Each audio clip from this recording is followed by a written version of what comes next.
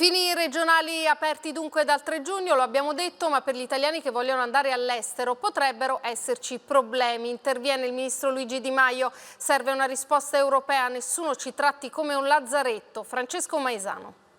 Turismo e blacklist. La riapertura ai flussi di viaggiatori nella stagione estiva alle porte crea tensioni tra i governi. Una partita sanitaria, ma anche evidentemente economica. La Grecia ha annunciato che riaprirà le frontiere dal 15 giugno, ma non con l'Italia. Un divieto che non si applica alla nazionalità dei turisti, ma al paese di origine del volo.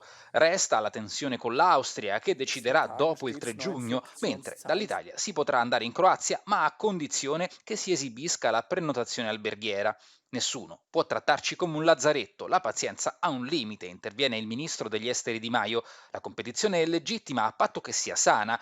Noi, rivendica, abbiamo agito nella massima trasparenza e non accettiamo blacklist e annuncia che il 3 giugno riceverà il ministro degli esteri Superata questa francese prima e fase poi volerà in fondamentale, Germania, adesso tutti i Slovenia e paesi in devono Grecia. Sulla riaprire. riapertura dei confini serve una risposta che venga da Bruxelles, incalza Europa, che dovrà sciogliere anche un altro nodo. Fino al 15 giugno saranno chiusi i confini a chi proviene dai paesi extracomunitari, poi servirà una decisione europea.